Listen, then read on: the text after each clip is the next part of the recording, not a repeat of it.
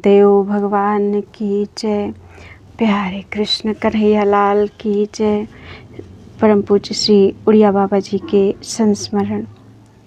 श्रीयुत श्री राम जी, भारती, अनूप शहर। बाबा ने कर्णवास से आदमी भेजकर मुझे बुलाया और मैंने वहां जाकर उनका सर्वप्रथम दर्शन किया। वैसे वे प्रायः किसी को बुलाते नहीं हैं, परंतु मुझे उन्होंने बुलाया। इसका कुछ कारण था, उसे सुनिए। यहाँ अनूप शहर में एक दंडी स्वामी आए थे। वे पहले मुजफ्फरनगर में अध्यापक थे, इसलिए उन्हें पेंशन के कुछ रुपए मिलते थे। जिस समय मैंने उनके दर्शन किए, उनकी छाती पर एक पोटली देखी। पूछने पर उन्होंने बताया कि ये पेंशन के 5 रुपए हैं। मैंने कहा, तुम सन्यासी होकर रुपए रखते हो? बोले, क्या हर्ज है। उस समय मेरे पास एक साथी भी था। उससे मैंने कहा कि इस साधु की छाती पर से सिला हटा दो। साथी ने 5 रुपए उससे छीन लिए। मैंने उस साधु से कहा कि अभी जाना नहीं, और 5 रुपए का कलाकंद मंगाकर उसे भी खिलाया और दूसरों को बांट दिया। इस पर वह बहुत नाराज हुआ और थाने में रिपोर्ट की तथा कप्तान को भी लिखा। जब अगले महीने फिर पेंशन आई तो उसने उस रुपए से 10 बल्लम खरीदे और कई साधुओं को बांट दिए। वह विचित्र साधु था।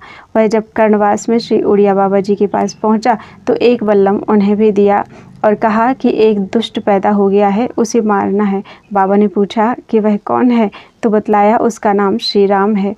बाबा ने उसे समझा बुझाकर शांत किया और मुझे आदमी भेज कर बुलाया। मैंने कर्णवास जाकर उनका दर्शन किया और उन्हें प्रणाम करके बैठ गया। बाबा ने मुझसे सारी बातें पूछी और मैंने सब बता दिया। इस पर वे बहुत हंसे। उस समय मेरे मन पर उनका ऐसा प्रभाव पड़ा कि मेरा चित्त उनकी ओर आकर्षित हो गया। वैसे मैं थोड़ा विचित्र आदमी हूँ, हर किसी के पैर नहीं पकड़ता। जीवन में यदि किसी के पैर छुए हैं तो एकमात्र श्री उड़िया बाबा के। उसके कई महीने बाद मैं बाबा के दर्शन करने रामघाट गया। उन दिनों उनका नियम था कि दिन में चाहे जितने आदमी आ जाएं, परंतु रात्रि में किसी को अपने पास नहीं ठहरने देते थे। रात के 10-11 बजे तक उन्होंने सबको विदा कर दिया। केवल मैं ही शेष रह गया। मुझसे भी जाने को कहा, पर मैंने कहा कि मैं तो यहीं सोऊंगा। बोले, यहाँ छप्पर के नीचे तो कोई सो नहीं सकता। मैंने कहा, मैं पेड़ के नीचे सो जाऊंगा। तब बोले कि कुटी के पीछे उस आम के पेड़ के नीचे से जो गंगा जी की रेती पड़ी है, वहाँ सो जा। बस उन्होंने अपनी किवाड़ें बंद कर ली और मैं उस रेती पर जा लेटा। वहाँ झाड़ी में बघेरा आदि हिंसक जीव भी रहते थे। अतः मेरा मन उधेड़-बुन करने लगा और मैं सोचने लगा कि यह कितना निर्दयी साधु है। आप तो किवाड़ बंद करके सो गया और मैं यहाँ अकेला पड़ा हूँ। यदि रात में कोई जानवर आकर मेरा पैर खींचने लगे तो यहाँ कौन बचाएगा। तभी बाबा ने किवाड़ें खोली और मेरे पास आकर बोले, क्यों रे, क्या सोच रहा है पगला। मैंने कहा, कुछ नहीं, मैं तो लेटा हुआ हूँ। तब बोले, देख, इस गंगा रज के भीतर कोई जानवर पैर नहीं रख सकता। इसका जिम्मा मैं लेता हूँ, तो निश्चिंत सो जा। मैं वहाँ 2 दिन रहा और दोनों रात वही सोया, परंतु रात में कोई जानवर मेरे पास नहीं फटका। यहाँ यह बात ध्यान देने योग्य है कि यद्यपि मैंने बाबा से कुछ भी नहीं कहा था, तथापि उनका अकस्मात कुटी से आना और गंगा रज में कोई भी जानवर नहीं आ सकता, इसका जिम्मा लेना, यह स्पष्ट सिद्ध करता है कि वे दूसरे के मन की बात जान लेते थे। मेरे एक मित्र थे, ब्रह्मचारी सहस्र राम। वे मध्य प्रदेश के रहने वाले थे।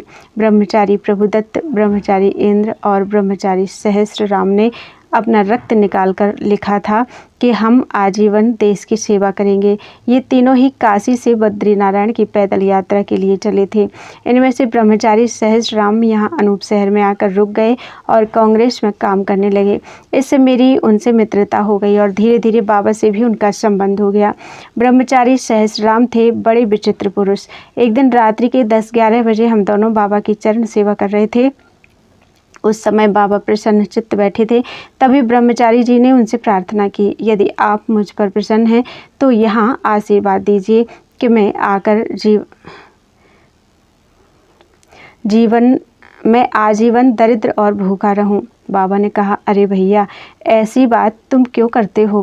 ब्रह्मचारी जी ने कहा, हम दरिद्रता और भूख में जितनी ईश्वर भक्ति और देश सेवा कर सकते हैं, उतना धनवान और सुखी बनकर नहीं कर सकते, और हमें जीवन भर करना यही है। इसलिए मैं तो यही आशीर्वाद मांगता हूँ।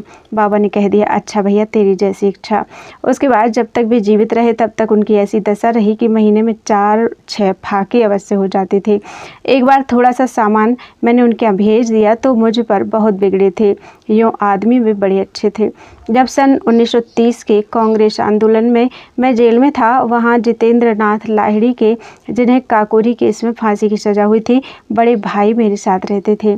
एक दिन उन्होंने भोजन नहीं किया। मैंने उनका कारण पूछा, तब उन्होंने बतलाया कि आज के ही दिन मेरे छोटे भाई को फांसी की सज़ा हुई थी, इसलिए आज मैं भोजन नहीं करूँगा।